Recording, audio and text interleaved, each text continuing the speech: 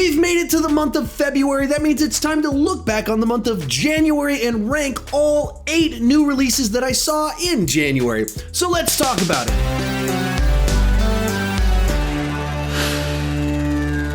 Hi, if you're new here, my name is SeanChandler, and I started this channel because I was driving everyone around me crazy talking about movies way too much. If you can relate, you're probably in the right place and consider clicking that subscribe button. So every single month, I see more new releases than I'm able to fully review on my channel. So I wanted to create a video where I'm able to talk about all those movies that I don't necessarily get to fully review.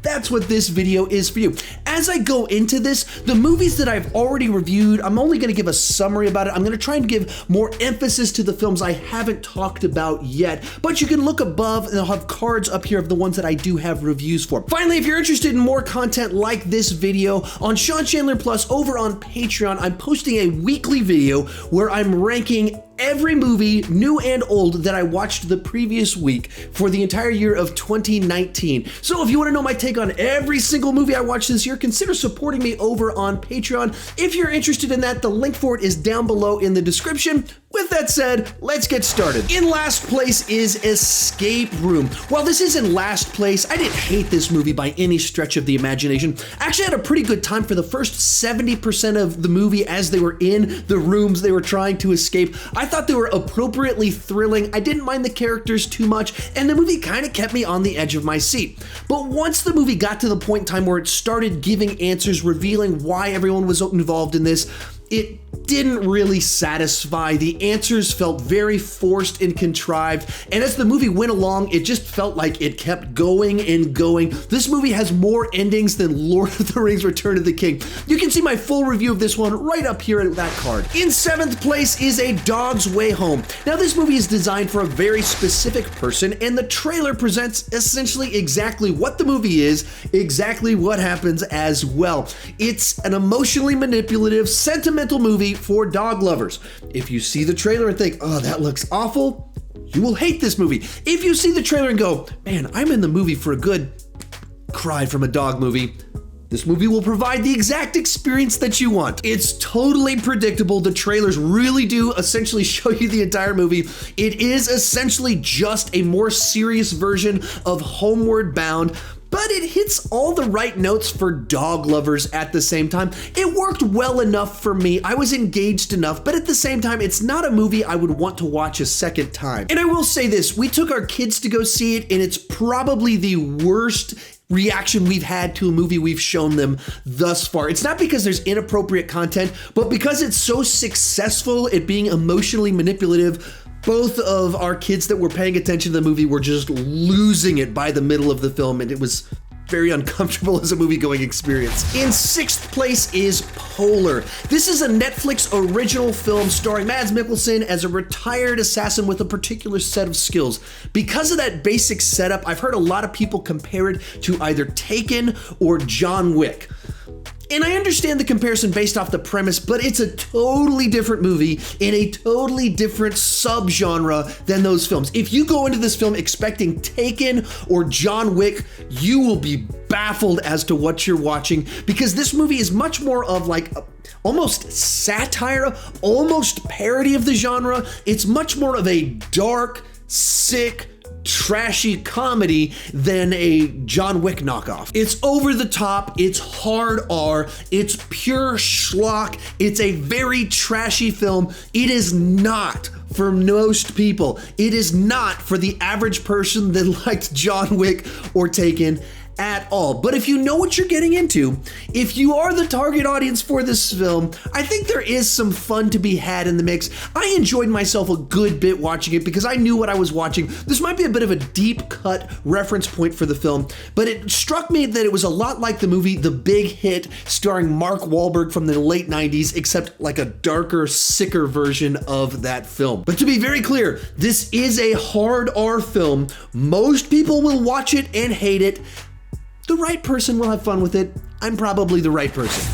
At numbers 4 and 5 is Fyre and Fyre Fraud. If you're not aware of what this is, it's a pair of documentaries, one put out by Netflix and one put out by Hulu about the Fyre Festival from 2017. Now, I didn't know anything about this event or the festival until I heard about this documentary, and I wish I had gone into this documentary knowing absolutely nothing about the Fyre Festival. But if you haven't heard about the Fyre Festival, I'll tease you just a little bit about what this is about. Essentially, there was this musical festival promoted for the year 2017 that was supposed to be on this deserted, exotic island. It was promoted by a bunch of very high-end Instagram influencers, and it turned into an epic disaster, and in fact, the FBI had to investigate it afterwards. But that's just the tease of what happened. The full story is incredibly fascinating. So fascinating, in fact, we needed 2 documentaries to tell the story.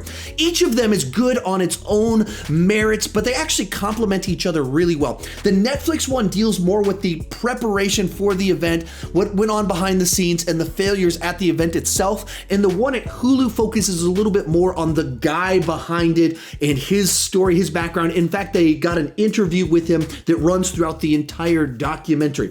If you could only watch one of them, watch the one from Netflix. It's a little bit more entertaining and has some amazing stories from what went on behind the scenes.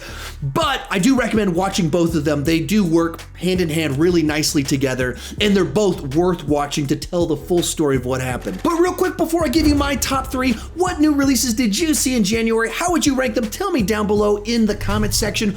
Also remember, some of these movies I did review on my channel, and right up here in the cards, you can see my full reviews for those films. Kicking off the top 3 is Glass. Now, I've already reviewed this movie 2 times and discussed it in 2 different rankings, so I'll be brief. In short, I thought this was a good follow-up to both Unbreakable and Split. It was nice to see these characters again, and there was a little bit of smarts in the way that M. Night explored the characters and the world. However, it doesn't stick the landing. It's not fully satisfying. Even though there's some nice twists in there, it didn't leave me really where I wanted it to. Our runner-up is the Lego Movie 2, the second part. This is another one I already posted a review for, and over the next week I'm going to talk about it a few more times, so I will be brief once again. And this is a good follow-up to the original film. The characters are still charming. It's still hyperactive. It has that energy and forward momentum. It has the meta references that made the original so much fun. But being that it's 5 years later, some of the freshness of the original isn't quite there. If that was like a magical film for you, this film is just, for better or for worse, more of what you got before. It doesn't have that spark of magic, but still a very enjoyable film. But in first place is They Shall Not Grow Old. This is a World War I documentary directed by Peter Jackson, and it's composed entirely of pictures and video recorded during World War I, and it's told entirely by World War I veterans using interviews from the 60s and the 70s. The first 10 or 15 minutes can be a little bit slow as you're kind of going through the buildup and setup for the war, but as soon as you arrive in the trenches on the battlefront, this thing becomes incredibly immersive. The war footage is composed entirely of digitally restored, colorized, and 3D converted footage. And as weird as this may sound, it's probably the best use of 3D I have ever seen. Because you're looking at actual footage from a war, it becomes incredibly immersive. You feel like you are there. The realities of trench warfare are just put on display right in front of your eyes. Because we've never really seen footage like this before in this format, it's almost eerie as it feels like you are looking into the past. And this it's incredible how good they were able to make this 100-year-old footage look. However, since the story's being told by a group of people about a group of people, there's no central character at the center of it, and there's no single voice walking you through the narrative of what happened. So it can feel a little bit at arm's length at times and not quite as personal as you think it would, given how how intimate some of the details are. This was an inherent limitation of the type of film that they were trying to make, and certainly don't let it hold you back from seeing this film. This is an incredible cinematic achievement, and I highly recommend you go out and see it in a theater. You can check out my 2019 movie reviews right over there. If you want more videos like this one, consider joining me over on Patreon down at that link in the description. Thank you so much for watching, and keep talking movies too much.